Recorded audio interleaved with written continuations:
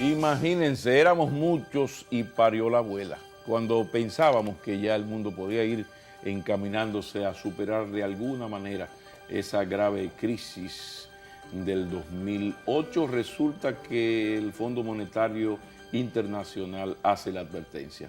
Es inminente una recesión económica. Alerta roja. Ante esa realidad preocupante, anuncio, ocupémonos de escuchar al superior gobierno en el tema económico con su vocero más autorizado, el ministro de la Economía, Juan Temístocles y Montaz. Por aquí, muchísimas gracias, se agradece un placer. muy mucho. Nosotros y los televidentes se lo agradecemos mucho porque eso quizá le ha hecho mucha falta al gobierno, dar la cara. Ahora hay una situación grave, de alerta roja, entonces yo creo que es el momento de que el gobierno dé la cara y diga, bueno, ¿cómo ve todo esto? ¿Qué se está haciendo y se va a hacer? Hablemos de la posibilidad de esa recesión inminente según el Fondo Monetario Internacional. Bienvenido, Temístocles Montaz. Bueno, digo, todo parece indicar que estamos entrando en una fase muy delicada de la economía mundial, porque la situación en Europa no pinta bien. O sea, la zona euro realmente se encuentra pasando por una situación económica calamitosa. Todo el mundo conoce lo que ha pasado en Grecia, todo el mundo sabe lo que ha pasado en Irlanda, en Islandia, en Portugal, todo el mundo sabe lo que está ocurriendo en estos momentos en España, las dificultades económicas que está confrontando ese país, las dificultades de Italia, también los posibles problemas que pueden presentarse en Francia, y evidentemente que si esta situación se sigue generalizando, pues no es de descartar que también eso termine afectando a Alemania. También conocemos lo que ha ocurrido en Inglaterra, los problemas que hay en Inglaterra. De manera que la zona euro no pinta bien. Y obviamente el otro tema, el otro motor de la economía mundial, yo diría el principal motor de la economía mundial, Estados Unidos, también está dando signos preocupantes de que muy bien pudiera caer en una situación de recesión.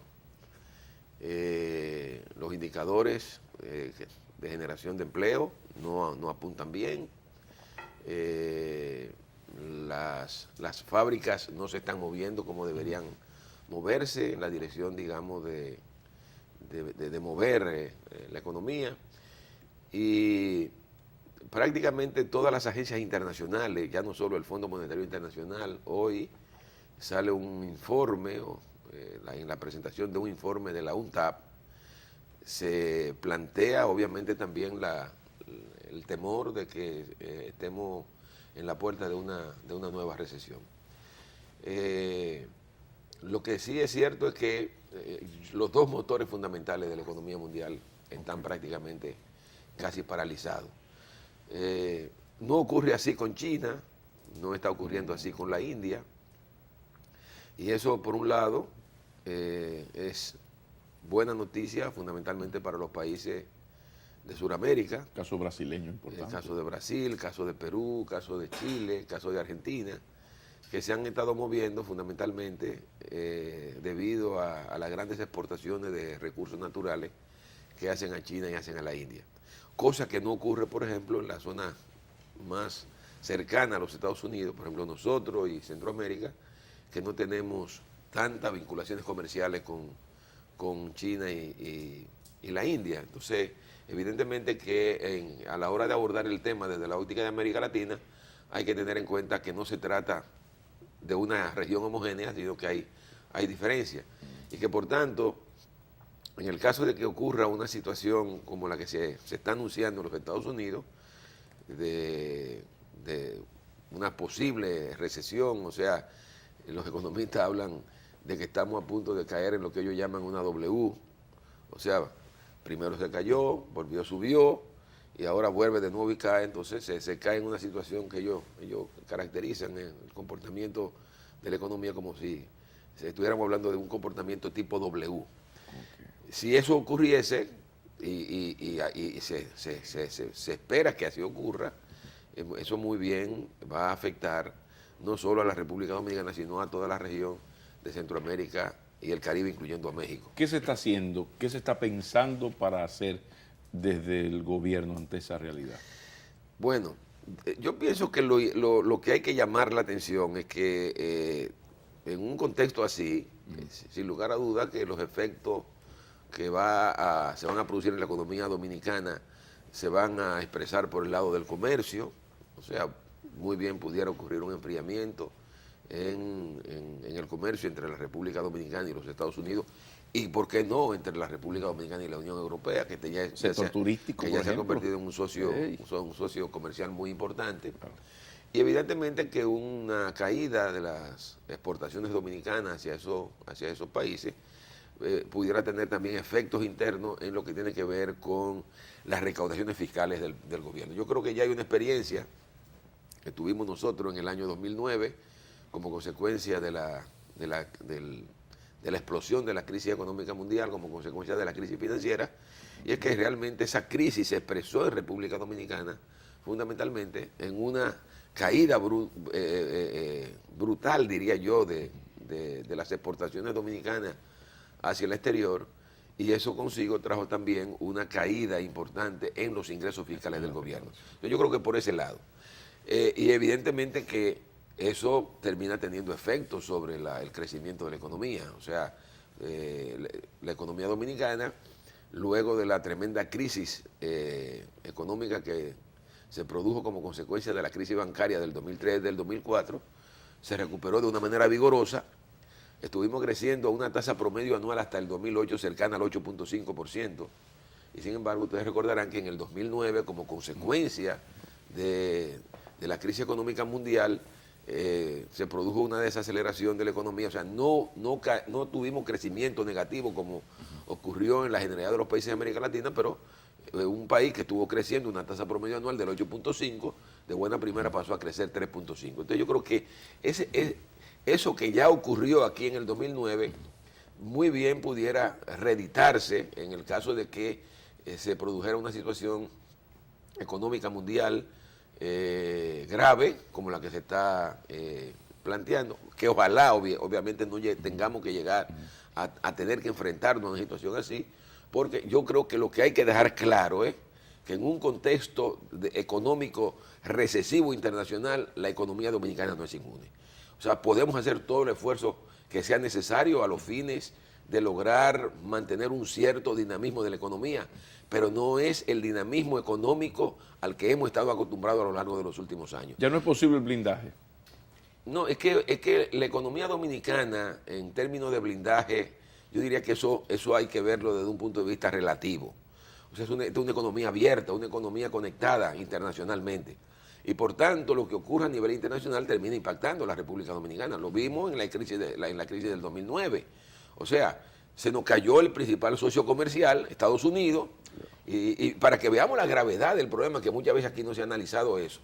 Mientras a nivel internacional la caída del comercio fue de apenas un 12%, la caída del comercio fue de apenas un 12%, la caída en términos de los volúmenes comerciales que se movieron durante ese año fue de un 12%. Aquí las exportaciones dominicanas cayeron un 23% y las importaciones cayeron un 18% ese año, para que podamos entender, calibrar el impacto que tiene el que se nos enfríe el motor económico norteamericano y que se nos enfríe el motor económico de la Unión Europea. De manera que en un contexto así tú dirías, bueno, ¿y qué es lo que te podemos hacer? Yo diría que ya tenemos también la experiencia del 2009. O sea, todo el esfuerzo que se hizo del gobierno fue primero tratar de mantener la estabilidad de la economía. Yo creo que lo peor que pudiera ocurrir en un contexto así es que se generen políticas que terminen desestabilizando la economía dominicana. Por tanto, yo creo que en una situación como esta, lo fundamental es tratar de ser prudente en el manejo de la política fiscal y en el manejo de la política monetaria. Y evidentemente, teniendo muy en cuenta eso, la necesidad de la prudencia en el manejo de la política fiscal y de la política monetaria, tratar de ver de qué manera la demanda interna, si se produce una desaceleración de la demanda internacional, ¿de qué manera la demanda interna puede ser el estímulo que asegure que la economía no crezca, o sea, no descrezca, sino que mantenga un cierto nivel de crecimiento? En eso va a ayudar la mano amiga del FMI ahora, que le va a permitir un mayor gasto al gobierno. Para dinamizar, digo yo, ¿sería posible?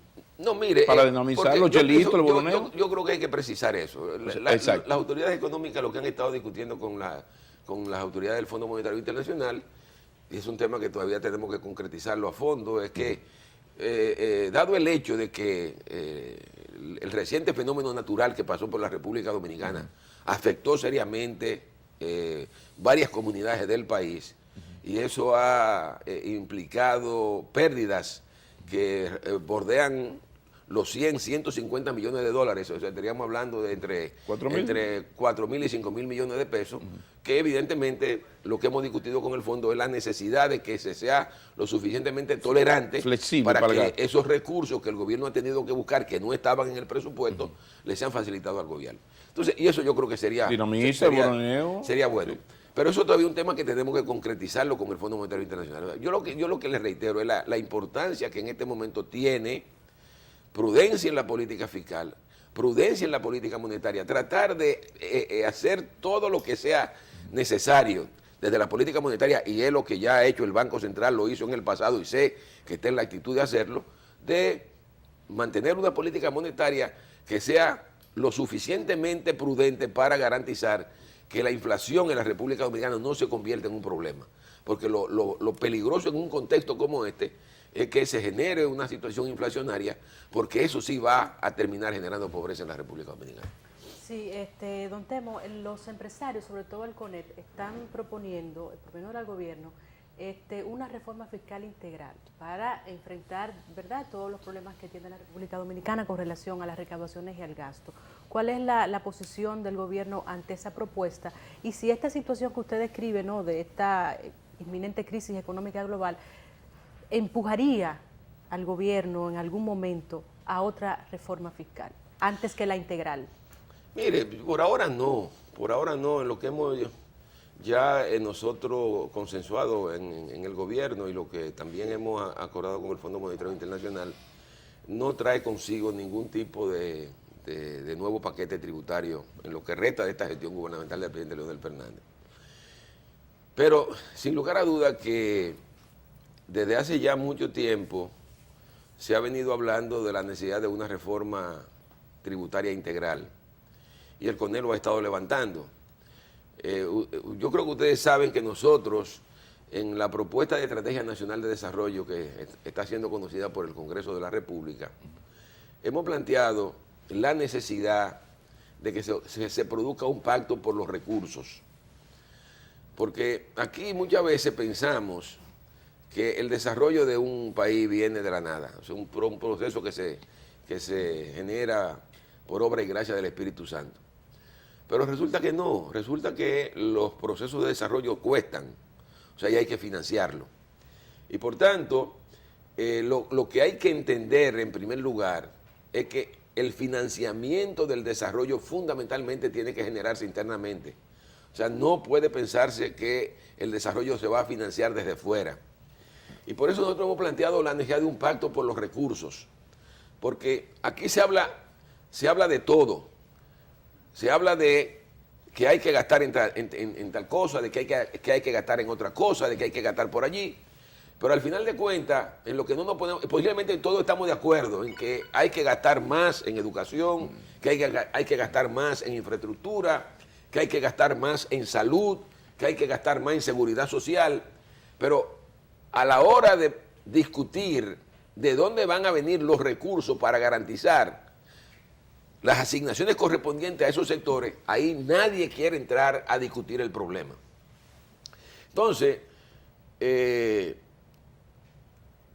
está comprobado ya por muchas investigaciones que se han hecho que los países para avanzar, o sea, no es que solamente destinen el 4% a la educación. O sea, yo les diría a ustedes que si ustedes se ponen a revisar, para poner un ejemplo, porque quiero poner no solamente el ejemplo de educación, si ustedes se ponen a revisar todo lo que está ocurriendo en América Latina, casi ya la generalidad de los países de América Latina, casi todos están destinando más de un 4% a la educación. Obviamente todo el mundo sabe que en todos esos países hay problemas. O sea, no hay un país de América Latina que con todo y que estén destinando el 4% del Producto Interno Bruto a la educación, que sus estudiantes estén colocados en las primeras filas de los estudiantes a nivel mundial. O sea, cuando ahora, por ejemplo, se publicaron los resultados de PISA, los últimos resultados de las pruebas internacionales de lenguaje, matemática y ciencia que desarrolla cada cierto tiempo la OCDE, nos encontramos que los estudiantes latinoamericanos, los de Chile, los de Argentina, los de Uruguay, los de Perú, se encuentran en las peores posiciones, con todo y que, reitero, destinan más de un 4% del Producto Interno Bruto de Educación. O sea, significa que, si bien es cierto que hay que dar recursos, pero en América Latina hay que hacer un gran esfuerzo por focalizar en el tema de la calidad. Pero yo lo que le diría, asumamos el tema del 4% como un tope aquí en República Dominicana.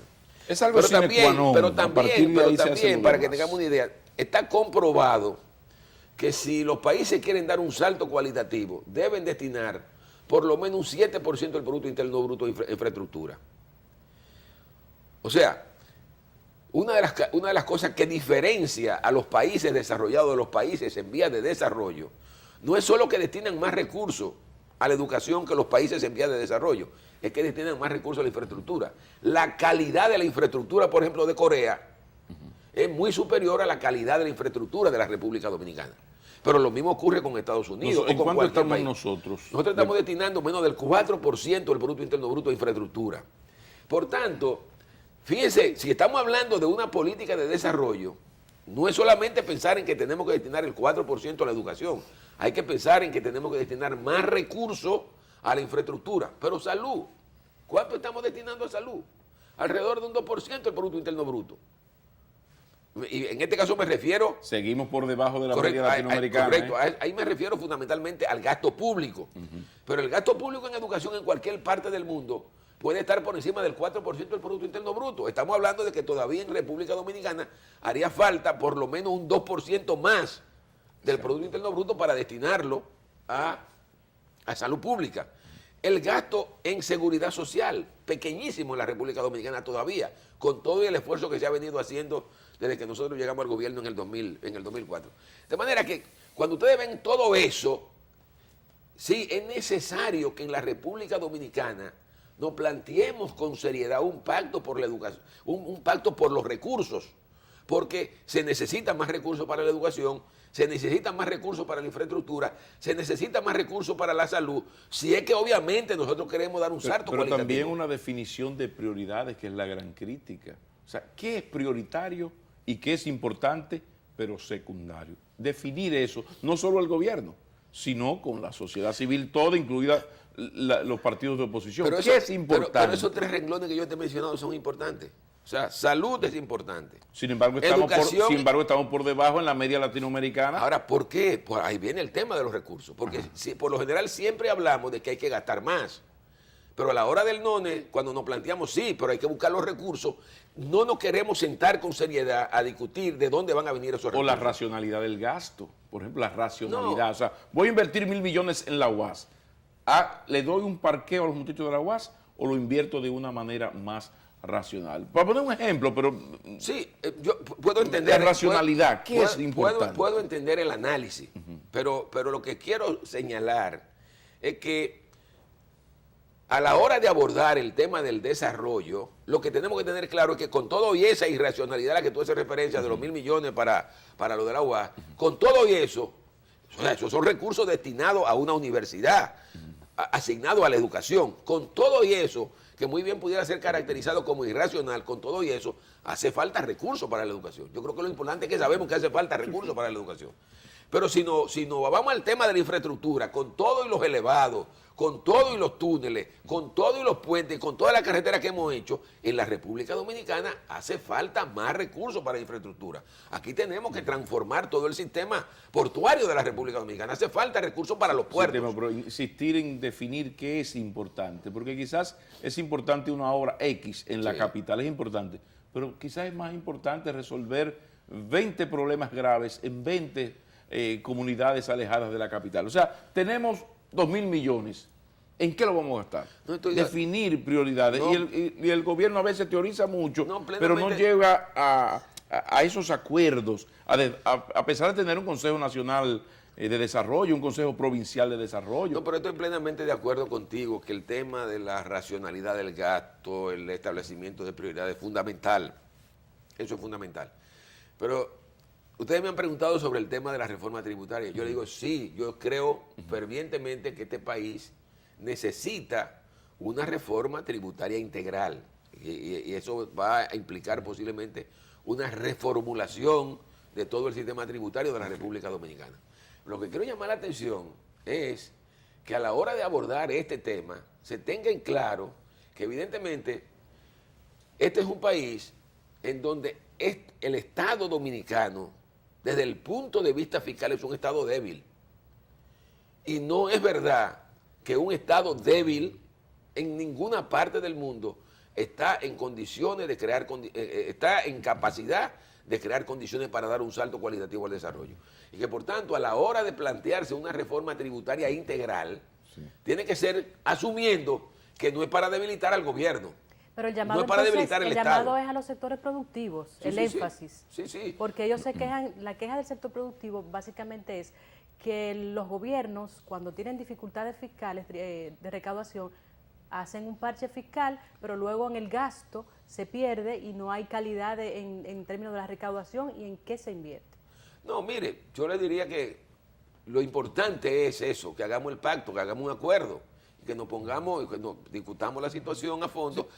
Ya que hay experiencia, ustedes recuerdan que luego de la crisis económica que vino como consecuencia de la crisis bancaria, aquí nosotros hicimos 3 reformas tributarias consecutivas. O sea, aquí ya hubo una reforma tributaria a fondo, que mucha gente a veces... No eran parchecitos de buscar, faltan unos chelitos. No, vamos a buscar un chelito. Acuérdense que la reforma que se hizo, la segunda reforma tributaria que se hizo durante el primer mandato del presidente Fernández del 2004 al 2008, fue una reforma a fondo porque tuvimos que prácticamente modificar el sistema tributario. Recuérdense ustedes que hasta el año 2005, aquí el sistema tributario tenía como una de sus principales fuentes, digamos, de recursos la Comisión Cambiaria, que era un paraarancel. Aquí tuvimos que hacer una reforma para eliminar esa Comisión Cambiaria y obtener los recursos que venían de la Comisión Cambiaria vía impuestos internos.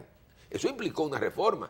Aquí muchas veces se pierde de vista, para que podamos entender que sí se han venido produciendo cambios en el sistema tributario, que a principios de los años 90, aquí los aranceles, o sea, las tasas arancelarias, eran superiores al 88%.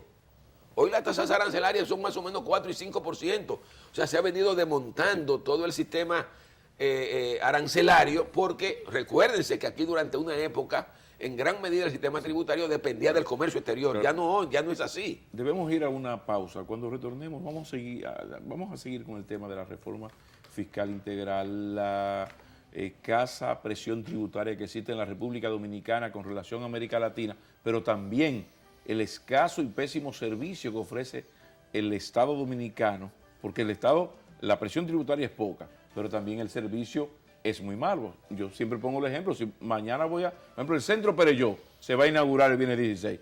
Lo primero que se hizo fue llamar a Jimmy Fernández Mirabal para comprar una planta. O sea, el Centro Pereyó no se le ocurre ser inaugurado si no hay una planta de emergencia.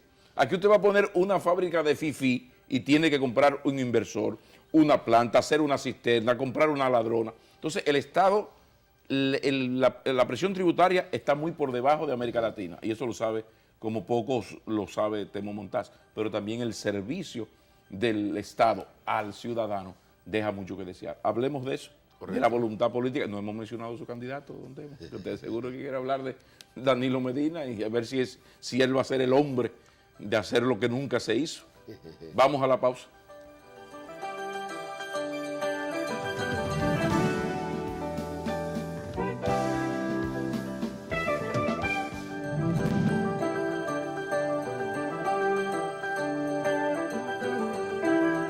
Gracias por continuar con nosotros. Estamos hablando con el ministro de Economía del Superior Gobierno, Juan Temístocles Montaz, está aquí. Nos quedamos, don Temo, en este asunto de que es cierto, el gobierno dominicano está por debajo de la media latinoamericana en la presión tributaria.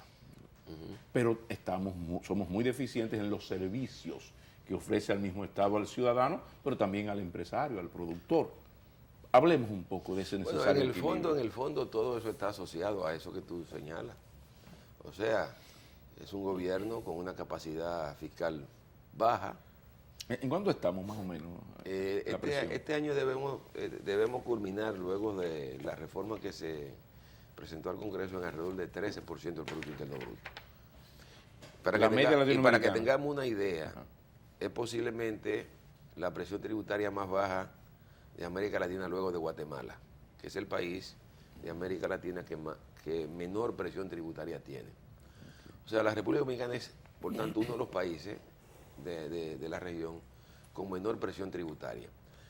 Para que podamos tener una idea, el ejemplo es, tomemos los países desarrollados, para que podamos entender la diferencia entre una cosa y la otra. ¿Por qué en aquellos países se dan buenos servicios y por qué en estos países no se dan buenos servicios? El promedio de la presión tributaria en los países de la Unión Europea es del orden del 39-40% del Producto Interno Bruto. Estamos hablando de que esos países pagan 3 veces más impuestos que lo que se paga aquí en República Dominicana. Entonces, el problema grave de la sociedad nuestra es que en un contexto en donde se vive prácticamente en coordenadas internacionales, todo el mundo quisiera tener los servicios que se tienen en los países desarrollados. O sea, tú ver la televisión todos los días, cómo se vive en esos países, pues la gran aspiración de todo el mundo es yo quisiera tener lo que tienen en esos países. Pero eso siempre me hace recordar que ahora, posiblemente un año, cuando comenzaron a agravarse los problemas en España y se comenzó a plantear la necesidad de búsqueda de recursos, en un editorial del periódico El País de España, se decía que uno de los graves problemas de España es que España quería vivir en un mundo de primera pagando impuestos de segunda. Y el grave problema dominicano, yo digo, que queremos vivir en un país de primera pagando impuestos de tercera, porque no es ni siquiera de segunda, pagando impuestos de tercera. Entonces, todo eso que tú señalas, esas imperfecciones que se dan en los servicios, tiene que ver mucho con eso. Tú, por ejemplo, observa cómo se generalizan, no solamente aquí, sino en una gran parte de los países de América Latina, los servicios de seguridad privada. ¿Por qué? Porque la baja capacidad de los gobiernos no permite disponer de recursos suficientes para poder tener una policía como la que hay en los países desarrollados, en donde tú no te vas a encontrar con guardias de seguridad como lo que tú encuentras aquí en la República Dominicana. El caso, por ejemplo, de Guatemala, hay un antiguo guerrillero nicaragüense que ahora hace papel de asesor, consultor de seguridad en México, que escribió también en el periódico El País un artículo para mí que refleja lo que es una realidad en todos estos países, que le decía, bueno, como no se quiere pagar impuestos, la gente misma, la propia gente que no quiere darle los recursos al gobierno, termina entonces teniendo que pagar seguridad privada, porque al no dárselo al gobierno, el gobierno no puede disponer de una policía capaz, preparada, con recursos para hacer frente a todos estos problemas, que obviamente lo que está ocurriendo en Centroamérica y que tiende en gran medida ya a generalizarse aquí en la República Dominicana. Aquí todo el mundo está recurriendo a la privatización de la seguridad porque los recursos que se están destinando a la seguridad pública tampoco da. Y ahí viene el otro elemento. Yo ahorita le hablé de educación, le hablé de salud, le hablé de inversión en infraestructura, pero también el tema de la seguridad. O sea, hay que invertir en seguridad si queremos afrontar este problema. De manera que, reitero, yo creo que el grave problema de nuestros países, sí, y en este caso de la República Dominicana, es que aquí, por un problema de desbordamiento de las expectativas, porque ha habido un gran desbordamiento de las expectativas en un contexto donde estamos viviendo en coordenadas internacionales, todo el mundo quiere vivir como se vive en Estados Unidos, como se vive en España, se desbordan las expectativas. Entonces aquí, en un contexto en donde estamos pagando impuestos de tercera, queremos vivir muy bien en un país como si fuera del primer mundo, pero donde se pagan impuestos de primera. Pasemos entonces a la política. ¿Es Danilo Medina y su equipo, el equipo que le acompaña, es Danilo Medina el hombre, con su equipo, por supuesto, y su partido, para dar ese salto? Porque el ciudadano no cree, no tiene confianza en el Estado. Entonces, bueno, yo debo pagar más para que en un tiempo prudente el Estado me dé más. Ahora, en ese tiempo prudente, yo debo estar, por lo menos que el Estado me garantice que eso que me va a cobrar más, lo va a administrar correctamente, y que si un azaroso mete la mano, le van a decir el manco del PLDismo. Pero en eso, porque ahí pasamos al sentido de impunidad y a lo de matar gallinas y no guardar las plumas, o a veces hasta de las apariencias. A veces hay gente que le hace mucho daño al gobierno, no porque ha robado mucho, sino por la manera en que vive, el alarde que se hace. Entonces, ¿hasta qué punto es Danilo Medina y el equipo que le acompaña que va a ser capaz de hacer esa transformación, cobrar más, pero comenzar a convencer a la gente de que puede confiar en un Estado donde se va a hacer duro con el corrupto, la prevaricación, empresas fantasmas y vagabunderías varias que ya conocemos? Para entrar ya en el plano político, le estoy hablando ahora al miembro histórico del comité político, porque de todo hace 35 años tenemos en este país. No, mire, yo te diría que yo confío plenamente en Danilo, en su capacidad, además en su seriedad. Yo creo, yo lo conozco, Danilo es como si fuera mi hermano, hemos hecho política juntos durante años y yo creo que Danilo es, para mí, el mejor candidato que hay en estos momentos en el escenario político dominicano. No es porque sea el candidato de mi partido, sino porque yo le conozco y yo puedo dar testimonio real de que es lo mejor que le puede ocurrir a la República Dominicana. Y yo te diría lo siguiente, yo creo que Danilo está comprometido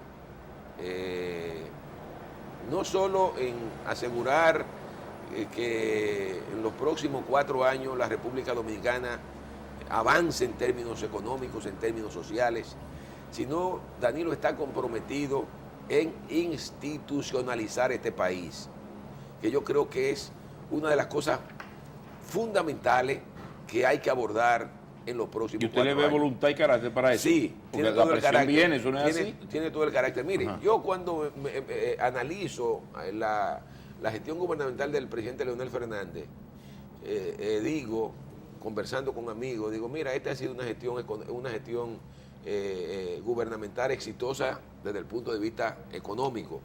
Ha habido, gústele o no le guste a la oposición, ha habido un excelente manejo de la economía. Yo creo que eso tiene que reconocerlo todo el que no esté sectarizado políticamente, que en medio de tempestades, en medio de problemas, hemos sido capaces de manejar la economía de manera correcta. Oye, no pierda de vista que nosotros salimos de la crisis del 2004 y del 2008, pero no bien habíamos salido de esa crisis, el gobierno tuvo que enfrentar la crisis del incremento de los precios del petróleo y del incremento de los precios de los alimentos, y salimos bien. Pero no bien hemos salido de esa crisis cuando el gobierno tuvo que enfrentar la crisis que vino como consecuencia de la caída de la economía mundial, que se produce en el 2009 como consecuencia de la crisis financiera de los Estados Unidos. Y no hemos terminado de enfrentar eso cuando ya estamos haciendo frente de nuevo a otra crisis que también se ha venido expresando en incremento de los precios de los alimentos y que muy bien pudiera terminar en una recesión. O sea, el gobierno lo ha hecho bien, se ha mantenido la estabilidad, la economía ha crecido, el país ha avanzado. Pero lo mismo se puede decir que el gobierno ha sido exitoso en términos de infraestructura. Este es un gobierno que tú, con solo salir a la calle, tú te das cuenta que hay una obra material ahí que queda, carreteras por todos los lados, túneles por todos los lados, puentes por todos los lados. Eso lo ha hecho esta gestión gubernamental. Pero también, si lo ve desde el punto de vista social, este es el gobierno que puso en marcha la Ley de Seguridad Social. El gobierno del presidente Leonel Fernández fue el hombre que tuvo el valor de una ley que la iniciamos nosotros, que la aprobó el PRD, pero que no la pudo poner en vigencia, la hemos puesto en vigencia. Se ha ido avanzando en todo la implementación de esa ley de seguridad social. Ahora hay mucho más asegurado que lo que había cuando nosotros llegamos al gobierno. Pero lo mismo, es este gobierno el que ha puesto en marcha los programas de transferencia condicionada. O sea, ha habido una acción por el lado social. O sea, no solamente económica, no solamente en infraestructura, también lo ha habido en el área social. Donde yo entiendo que todavía no podemos decir que hemos avanzado en la parte propiamente institucional. A pesar de todas las reformas que se han hecho, yo creo que todavía resultados concretos en el tema institucional, yo creo que todavía no podemos colocarlo al nivel en que podemos colocar el tema de la economía, el tema de la infraestructura y el tema social. Y ahí el elemento, por ejemplo, transparencia, el término de lucha contra la corrupción, yo creo que es una de las falencias todavía que yo no la puedo obviamente ocultar, y donde yo creo que Danilo Medina va a hacer un papel de primera magnitud en la República Dominicana. Que le vaya bien. Cuando Gracias. Pueda, usted lo va a ver esta tarde, que él va a firmar lo del 4%. Siga asesorándolo para que si llega presidente tenga la voluntad para pasar de las palabras a los hechos. Pues ya este país no soporta un seminario más. No, todo está estudiado, analizado, ya todo se sabe. Es por ahí que voy. Sí, así es. ¿Está bien? ¿Contamos con eso? Sí, cuenten con eso. El señor Temo Montaz, ministro de Economía, pero esto fue un 2x1. También hemos hablado con el histórico miembro del Partido de la Liberación Dominicana. En el pueblo de San Cristóbal, cuando comenzó el PLD, habían 13 miembros, 12 eran de la familia Montaz, el papá, la mamá y los 10 hermanos. Muchísimas gracias, don Temo. Vamos a la pausa.